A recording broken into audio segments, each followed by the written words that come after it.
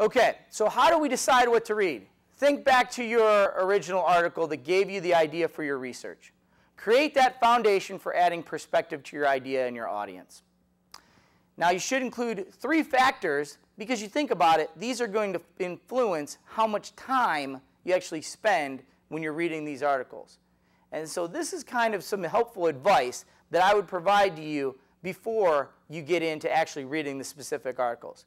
First, is the article of high quality with a well-defined purpose, clear writing, smooth and logical transitions? If it's not, chuck it out the window. You don't want it.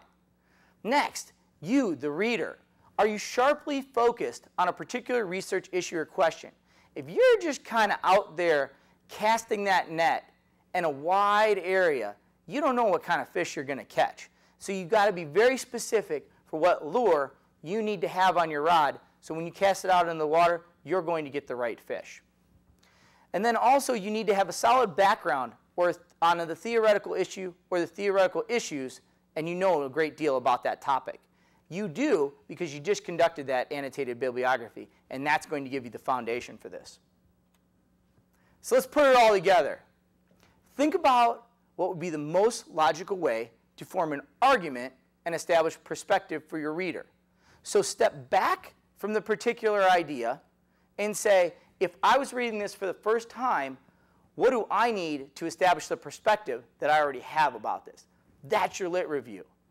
Now, when you're writing the actual lit review, you want to ensure that the transitions flow.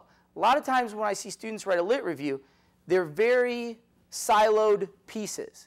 You want all of them to kind of flow together, and that way you can really create a foundation that provides nice transitions for your particular audience. It's kind of like the idea of whole part learning, whole part, whole learning. With regards to that, when you start, you tell them what you want to tell them, then you break it up and you tell them the pieces, and then you tell them what you told them. This is kind of what's going on with your lit review. You tell them what you want to tell them, then tell them the specific parts, and then you summarize the literature review at the end. All 3 of those should be in there. And here's my final thought. This is an opportunity to gain perspective. For those of you in the organizational leadership program, and actually for those of you in the communication and leadership studies program, leadership is in the title of your degree. That means that we're trying to understand how we can operate with the people around us.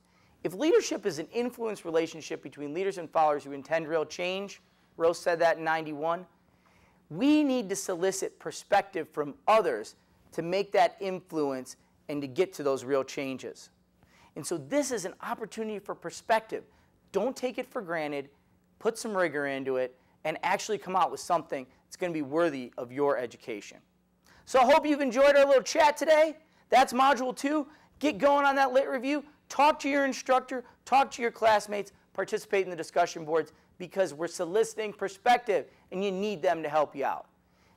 Other than that, thank you so much for listening. Thank you so much for watching. And as always, have a fantastic day.